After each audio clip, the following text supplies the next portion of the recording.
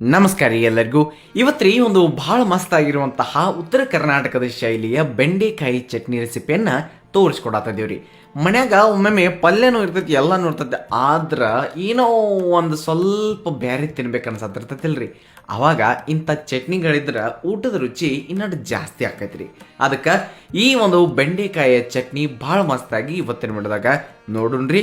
ಅದಕ್ಕಿಂತ ಮೊದಲ ನಮ್ಮ ಚಾನಲನ್ನು ನೀವೇನ್ರಿ ಇನ್ನೂ ಸಬ್ಸ್ಕ್ರೈಬ್ ಆಗಿಲ್ಲ ಅಂತಂದ್ರೆ ಈ ಕೂಡಲೇ ಸಬ್ಸ್ಕ್ರೈಬ್ ಆಗಿ ಬಾಜು ಬರೋ ಗಂಟೆ ಮೇಲೆ ಒತ್ತಿ ಬಿಡ್ರಿ. ಹಾಗಾದ್ರೆ ಮೊದಲಿಗೆ ಇಲ್ಲಿ ಒಂದು ಪಾವು ಕಿಲೋ ಅಂದರೆ 250 ಗ್ರಾಮ್ ಬೆಂಡೆಕಾಯಿಯನ್ನು ನಾವು ತಗೊಂಡಿದ್ದೀವ್ರಿ. ತಿಳಿದ್ರಲ್ಲ.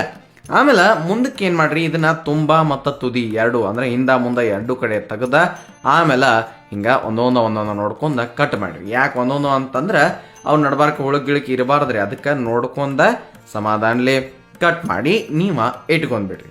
ಇದಾದ ನಂತರ ಒಂದು ತವಾ ಮೇಲೆ ಏನು ಮಾಡೋರಿ, ಎಣ್ಣೆ ಕಾಯಕ ಇಡಿನು.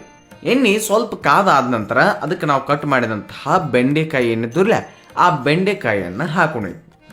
ಇದಾದ ಮೇಲೆ ನಾವು ಈ ಬೆಂಡೆಕಾಯಿಗಳನ್ನ ಚಂದಂಗಿ ಫ್ರೈ ಮಾಡಬೇಕು.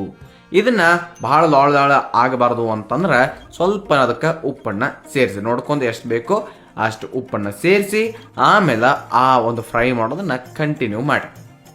ಎಣ್ಣೆ ಒಳಗೆ ಚಲೋ ತಂಗಿ ಈ ತವ ಮೇಲೆ ನೀವು ಇದನ್ನು ಫ್ರೈ ಮಾಡಬೇಕು. ನೀವು ಸಮಾಧಾನಲೆ ಮಾಡ್ಕೋತ ಹೋಗ್ರಿ, ಬರೋಬ್ಬರಿಯಾಗಿ ಫ್ರೈ ಹಾಕೋತ ಹೋಗ್ತಾವು. ಬೆಂಡೆಕಾಯಿ ಪಲ್ಯ ನಿಮ್ಗೆ ಹೆಚ್ಚು ಇಷ್ಟ ಆಕತ್ತೋ ಅಥವಾ ಬೆಂಡೆಕಾಯಿ ಚಟ್ನಿ ಹೆಚ್ಚು ಇಷ್ಟ ಆಕತ್ತೋ, ಎರಡರಾಗ ಯಾವ್ದು ಹೆಚ್ಚು ಅನ್ನೋದನ್ನು ಹೇಳ್ರಿ ನೋಡೋಣ. ಹಂಗೆ ಮುಂದಿದಕ್ಕೆ ಹಸಿಮೆಣಸಿನ್ಕಾಯಿ ಒಂದು 4 ಬೆಳ್ಳುಳ್ಳಿ ಹೆಸರನ್ನು ಸೇರಿಸಿದ್ದೀವಿ.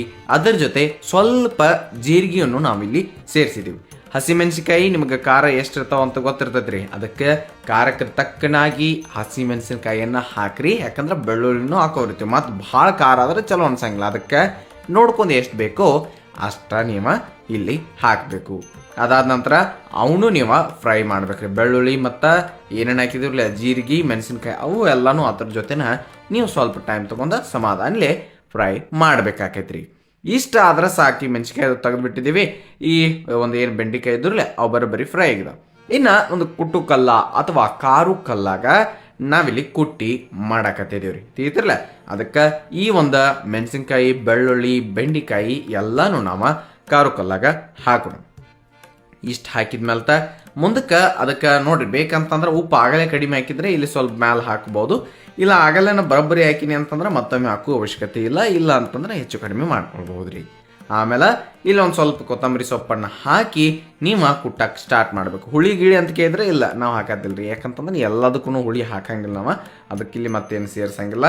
ಇಲ್ಲಿ ಬರೋಬ್ಬರಿಯಾಗಿ ಫಸ್ಟಿಗೆ ಮೆಣಸಿನ್ಕಾಯಿ ಮತ್ತು ಆ ಒಂದು ಬೆಳ್ಳುಳ್ಳಿ ಇದ್ರಲ್ಲ ಅವನ್ನ ಕುಟ್ರಿ. ಅದಾದ ನಂತರ ಈ ಬೆಂಡೆಕಾಯನ್ನು ಸಕಾಸ ಕುಟ್ಕೋತ ಹೋಗ್ರಿ.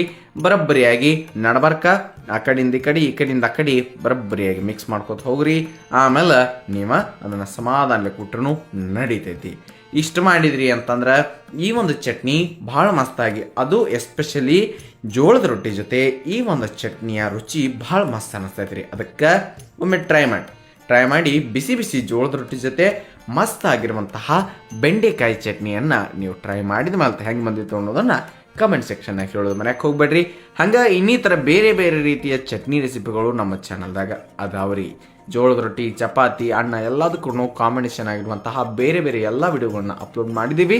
ನೋಡಿಲ್ಲ ಅಂತಂದ್ರೆ ಒಂದು ಸಲ ಕಣ್ಣು ಹಚ್ಚಿ ಬೇರೆ ನಮ್ಮ ಚಾನಲಾಗ ನಿಮಗೆ ಸಿಗ್ತಾವು. ಹಂಗೆ ಇಷ್ಟ ಆದ್ರೆ ನಿಮ್ಮ ಫ್ರೆಂಡ್ಸ್ ಫ್ಯಾಮಿಲಿ ಎಲ್ಲರಿಗೂ ಶೇರ್ ಮಾಡಿ, ಚಾನಲನ್ನು ಸಬ್ಸ್ಕ್ರೈಬ್ ಮಾಡಿರಿ ಅಂತ ಹೇಳ್ತಾ ನೆನಪಿರಲಿ, ಇದು ಸವಿರುಚಿಯ ಸೊಬಗು ಅನ್ನದಾತ ಸುಖೀಭವ. ಧನ್ಯವಾದಗಳು.